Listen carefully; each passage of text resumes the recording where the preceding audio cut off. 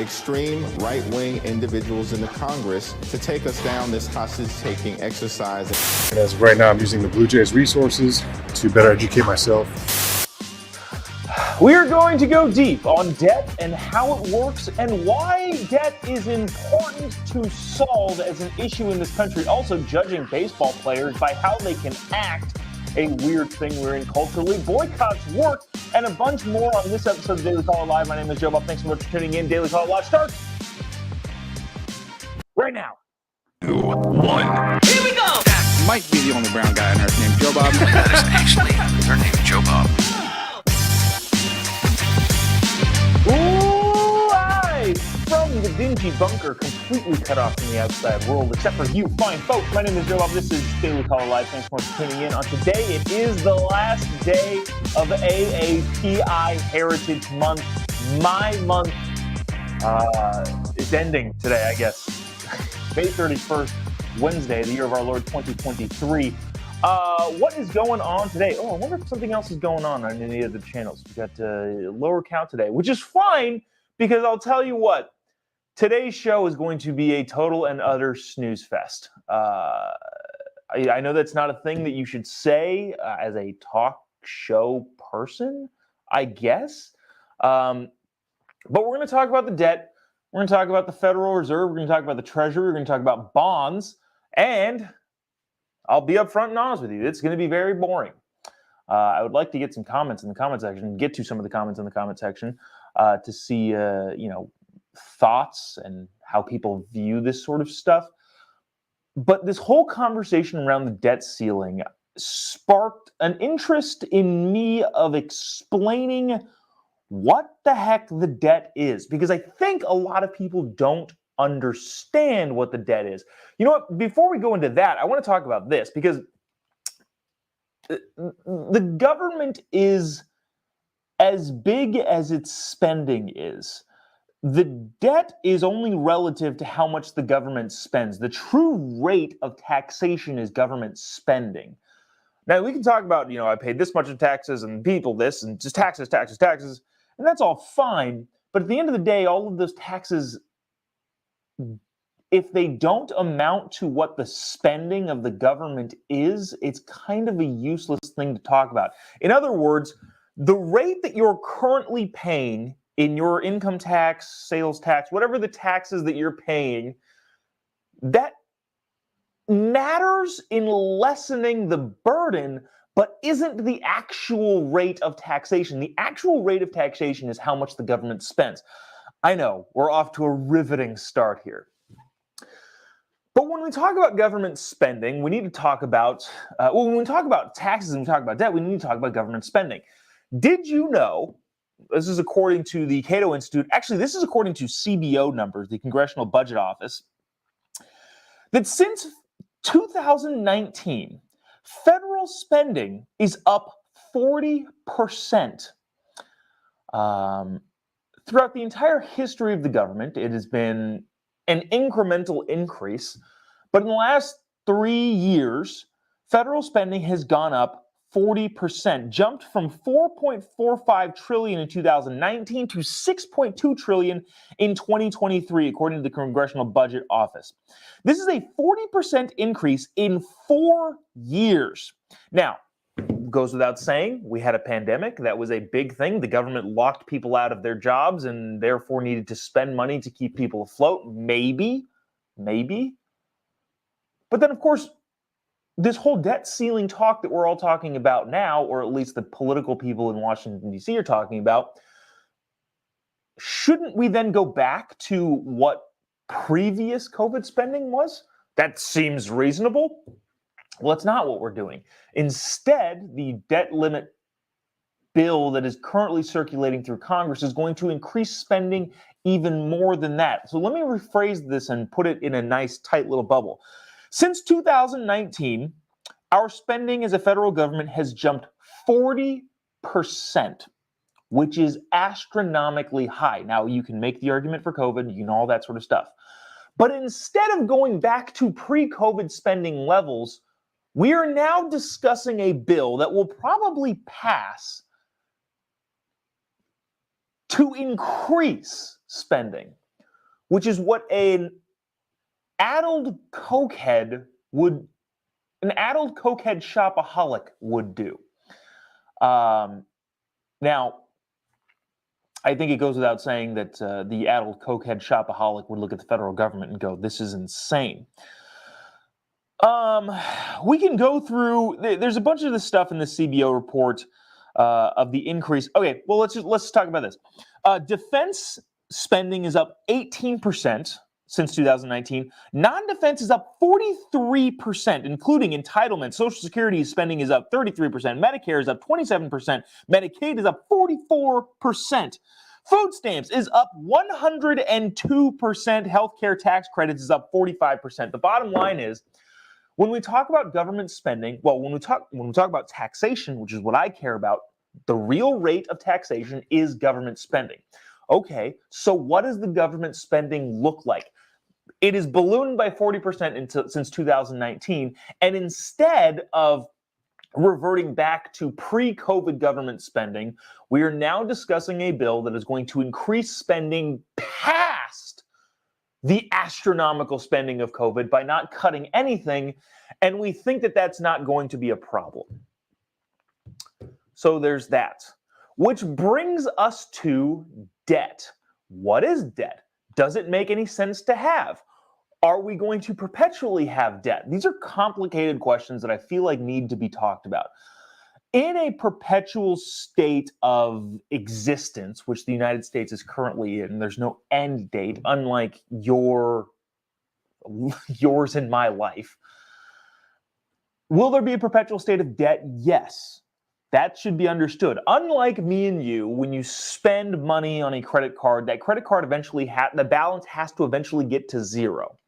But if you live forever, you could potentially, perpetually, forever have a debt balance on your credit card, your mortgage, whatever it is. You can always be carrying debt. Now, I understand that there's some existences in human life where you have businesses and corporate entities that have perpetual debt. I understand that. That's not what I'm talking about.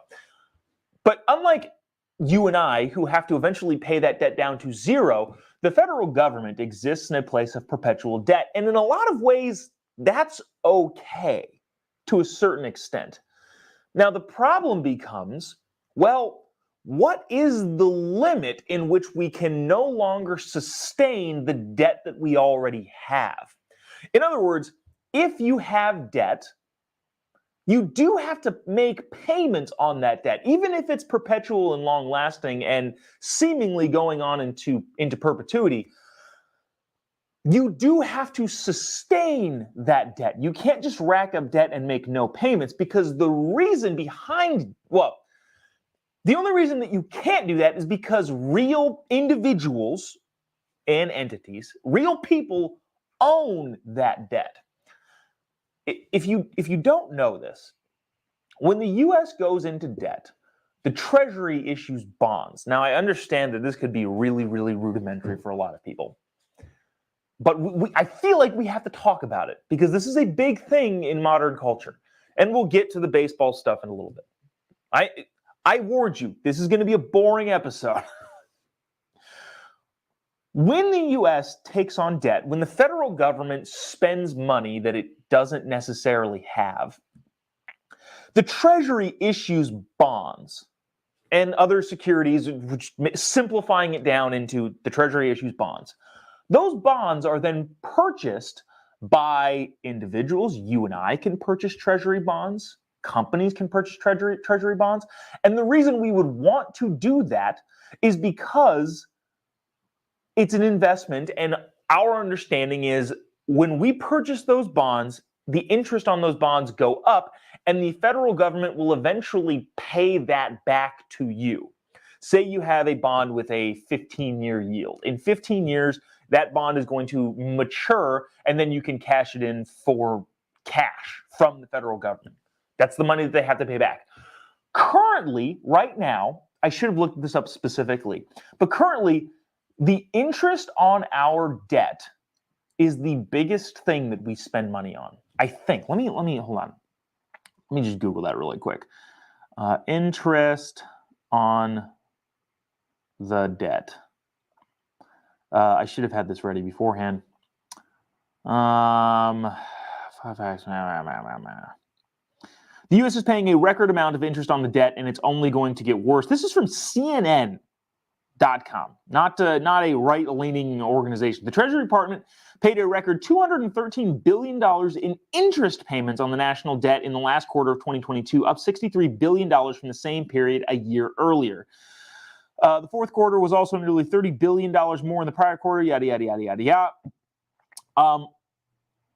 Bottom line is, we pay an exorbitant amount of money on the interest of the debt. Now, what people are talking about, this increasing the debt ceiling, is the federal government then borrowing from itself to pay the interest on the previously borrowed money, which is like you taking out a credit card to pay down the credit card and then taking out another credit card to pay down the credit card that you used to pay down that credit card, and the cycle continues to go on and on and on.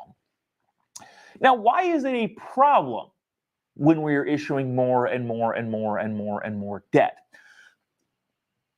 Because eventually there is a time, there is a point, and I don't know what it is, I'm not going to claim to know what it is, nobody knows what it is. There are various people that think that this particular time stamp is way, way further. I tend to think it's probably way closer. There is a point in which investors, or people like me and you who want to protect investments and buy U.S. Treasury bonds, will stop buying U.S. Treasury bonds. There is a limit where the math just doesn't work. And so if it can't continue forever, it has to end. That is the most rudimentary piece of logic, right? If something can't continue forever, it has to end. In other words, as it relates to debt, if there is a point in which people will no longer buy U.S. Treasury bonds, then at some point, the U.S. federal government has to either stop borrowing or increase taxes on the next generation as much as humanly possible to pay that debt so that we don't default on it and honestly send the banking industry into a tumble.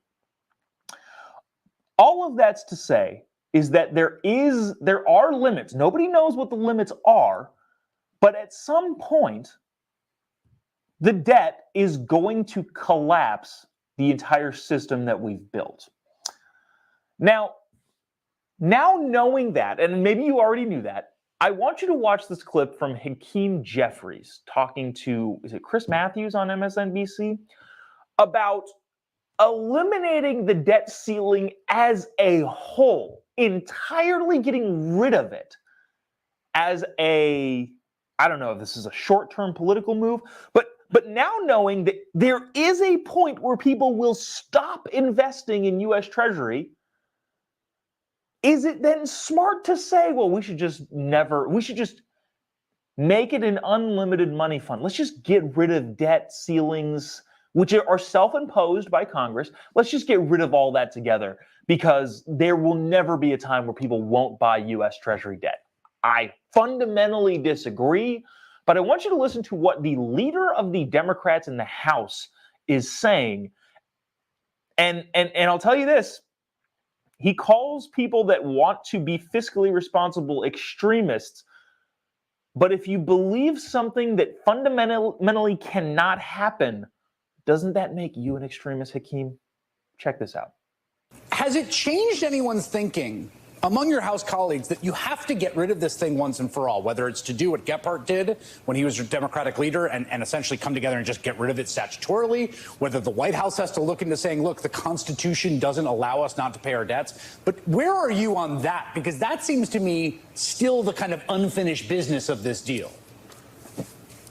Yes, I think very good point, Chris. It's an all of the above approach. First thing that we have to do is get through this moment, make sure the country pays our bills, avoid a default, and we can continue to build an economy that works for everyday Americans, building upon the great record of accomplishment that came out of the last Congress. But we also have to find our way out of enabling extreme right-wing individuals in the Congress to use the debt ceiling down the road to take us down this hostage-taking exercise and try to extract a painful ransom. And so we need to look at the options legislatively. I think that would be the best solution that's in front of. I think we probably have to stop there because, and I don't know if we'll continue, but extreme Republicans holding people hostage, rhetorically speaking, legislatively speaking, because they worry about a massive issue that is going to implode at some point. Got a couple comments here that I think are kind of interesting. Marcel says, our children and grandchildren will end up paying for this mess. Yeah, that's what it is. When people talk about borrowing from the future generations, it's not what it is, it's stealing from the future generations. The debt can't go on in perpetuity. Now, maybe we can get into some of the monetary policy between the Fed and the Treasury. But at the end of the day, the next generations, we are stealing from them. Not even at gunpoint, just because there's nothing they can do about it. And that's been happening for the last, 70 years? The current generation is just robbing the future generations blind. That's who's going to end up having to pay for it. Mike says, Jobob, stop using logic. The government is the government you're talking about, LOL. Yeah, that's I understand that. Let's see. Ryan says, because interest rates are going up, we aren't paying down the principal. That's also correct. Jody says we are already way past that timestamp, talking about whether or not we are past the point of people not buying debt. I don't think we're there yet necessarily because people are still buying U.S. debt, but there is a time where China, who owns a lot of U.S. debt, Japan, who owns a ton of U.S. debt, says, yeah, I don't think that's the best investment for us because they can't continue to buy themselves out of that debt. Now, here's one of the things that a lot of people talk about, and this is going to get really into the weeds, and I'll be honest with you, I'm not even entirely sure if I quite understand it. But there's this weird monetary trick that's been going on because I would imagine, considering our insurmountable amount of debt as a country, because there are entities and groups who no longer want to continue buying U.S. debt because they don't feel super safe about it. The Federal Reserve, which is a government entity that isn't a government entity, kind of, is purchasing treasury bonds. And they're purchasing treasury bonds used by the interest, but they're purchasing treasury bonds with cash generated by interest of rate hikes going up and down. And again, I'll say that I'm not entirely sure that I'm making sense when I'm explaining this. The problem with the Federal Reserve purchasing treasury bonds as a way to kind of flip the monetary system to where debt is just endless, the problem with that is we get massive inflation, which is what we've seen constantly. A lot of the inflation, a lot of people believe, was caused by the Federal Reserve purchasing treasury bonds and effectively putting more money into circulation. I know that's into the weeds, and again, I'm not entirely sure what I'm talking about myself, but all of the monetary tricks that are trying to be pulled by a lot of the institutions to try and make more debt work, I don't think in the long run are going to have the effect that a lot of the hopeful government spend people think they're going to have. I told you this is boring. So you know what? We'll end the boring there. Bottom line here is that debt matters. The U.S. national debt matters. And people who are out there saying, well, we should just suspend the debt limit as a whole. It's self-imposed. It's stupid. Those people are going to screw your kids and your grandkids, my kids and my grandkids. Because at the end of the day, if something can't go on forever, it must end. That's just how the world works. And the U.S. debt, as it stands now, and the continual purchase of people buying into the U.S. debt cannot go on forever. It will have to end at some point. And what does that look like? I think spending into oblivion is only going to hasten the default isn't even the right word, the collapse of the monetary system as we know it. Maybe ultimately what this entire 20-minute thing is a pitch for Bitcoin. Maybe that's what it is. A couple people mentioned the gold standard in here. So we're going to move on to this, though. Maybe some good-ish news. I don't know if this is good news to you. But some numbers are in from Bud Light, and they are not good by any stretch of the imagination. Bud Light sales continue to plunge because of the boycott inspired by the brand's advertising partnership with transgender influencer Dylan Mulvaney, the New York Post reported. The beer brand's sales have dropped 25.7% for the week of May 20 after a 24.6% decline the week before, according to data reviewed by the New York Post. Sales volume, the total number of beers sold, dropped 29.5% compared to the same time period last year. 30% drop in sales for Bud Light. This marks the 6th straight week that Bud Light sales have gone down since Dylan Mulvaney posted an advertisement for Bud Light on April 1st, which I'll be honest with you, and I'm looking at the date now and I'm remembering it in my head. I thought that was a joke. I thought it was an April Fool's joke that Bud Light was giving Dylan Mulvaney money. At the same time, rival beer brands, and I'm sorry I'm just reading here, but I thought this was fascinating because I didn't think that boycotts, not that I didn't know the boycotts worked, but I didn't think the conservative side of the country could actually pull something off. If you know anything about conservative politics, Republicans, conservatives, whatever you want to call them, free market people, it's like herding cats. One of the greatest assets of conservatives is that there are free-thinking individuals that look out for the individual self and don't depend on other people to tell them what to do. That is the greatest asset of conservatives. The greatest weakness of conservatives is that they're individuals and they only look after what's going on. All of the same things. It is a gift and a curse. And so all I'm trying to say is it's very, very difficult to get conservatives to coalesce. The term herding cats has been used before when talking about trying to get conservatives to move in one particular direction. It's very, very difficult. So at the end, I didn't know that this could actually be done, but apparently it has. So at the same time, during the same time period, sales for rival beer companies or brands, Modelo jumped 9.2% for the week ending in May 20, based on Bump Williams Consulting and Nielsen IQ data, the New York Post reported. In a 4-week period at May 20th, Bud Light sales dropped 24.3% and Modelo grew by 8%. Bud Light's parent company, Anheuser-Busch InBev, owns Modelo.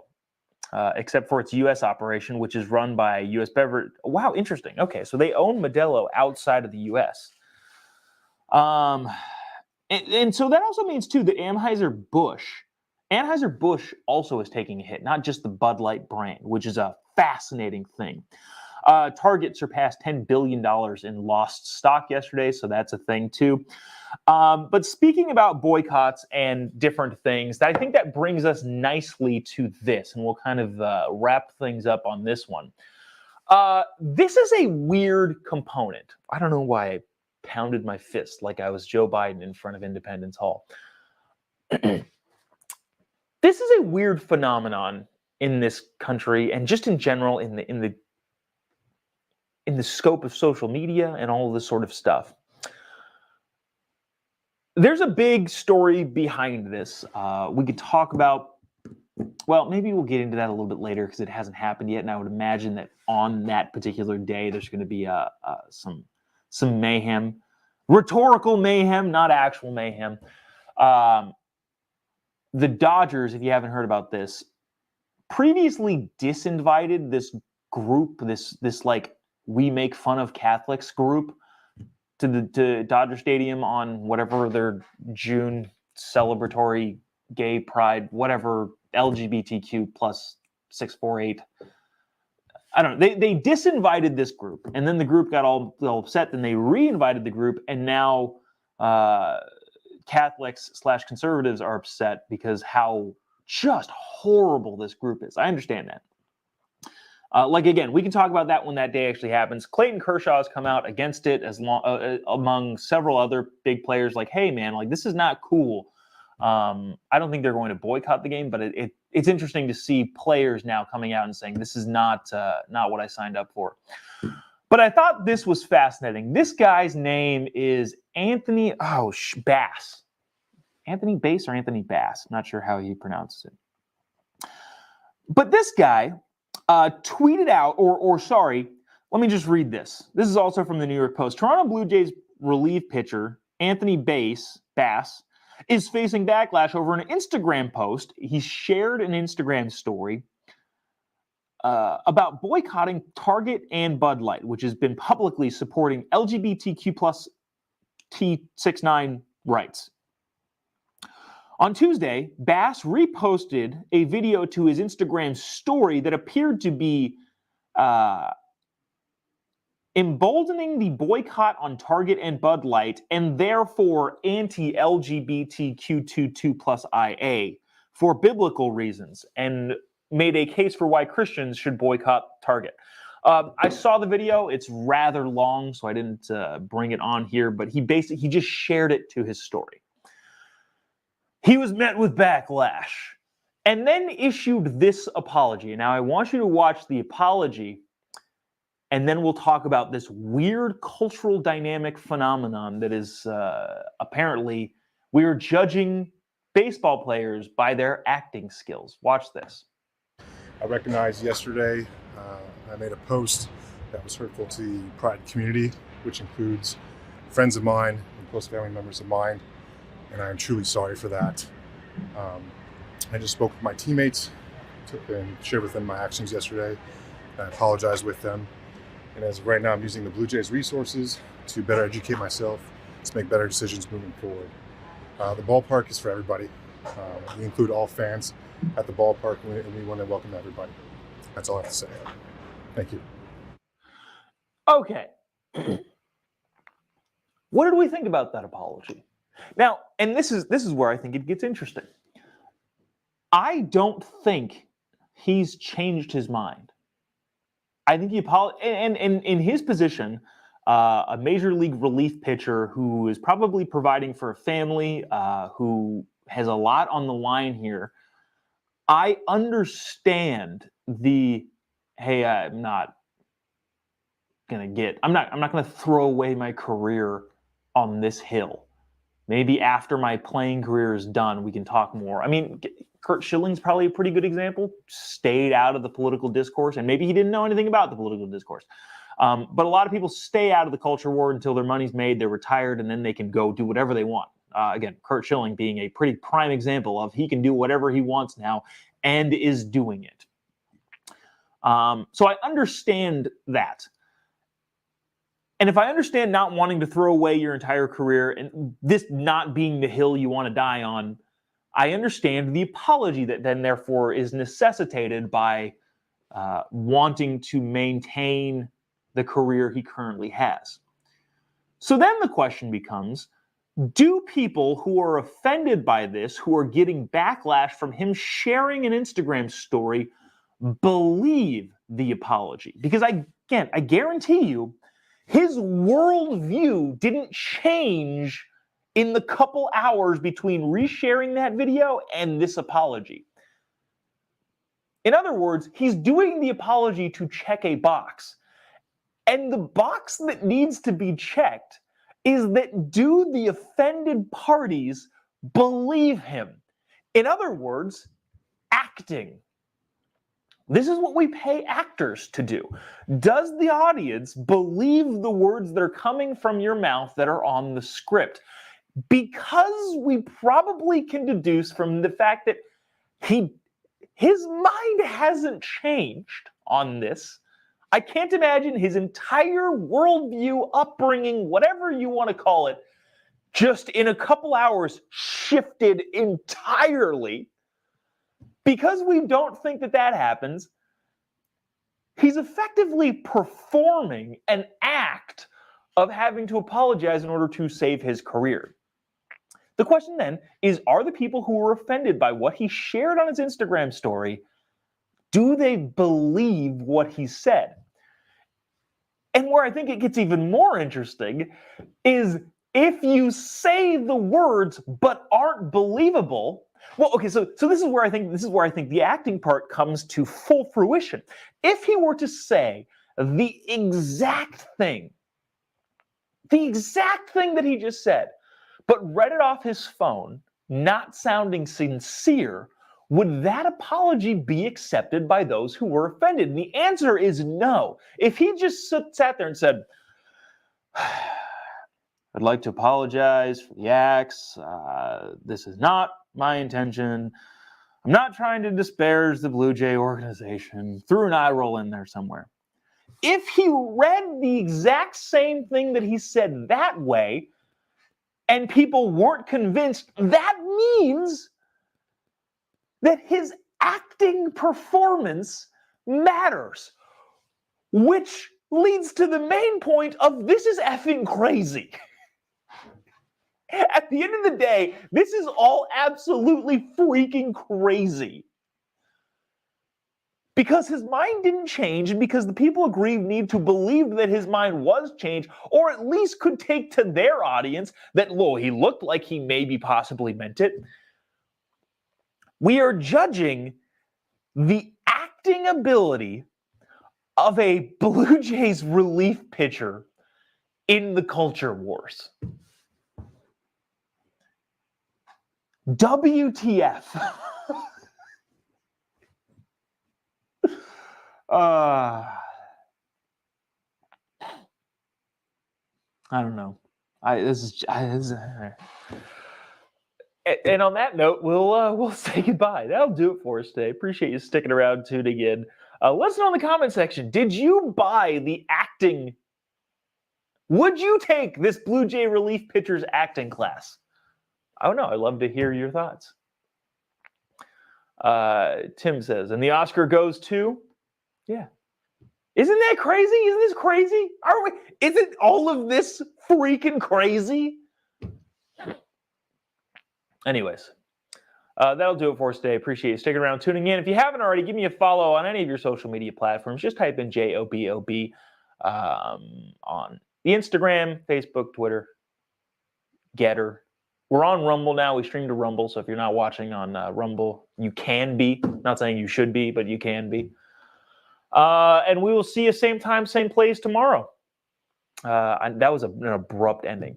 Appreciate you sticking around, tuning in. We'll see you same time, same place tomorrow. God bless America.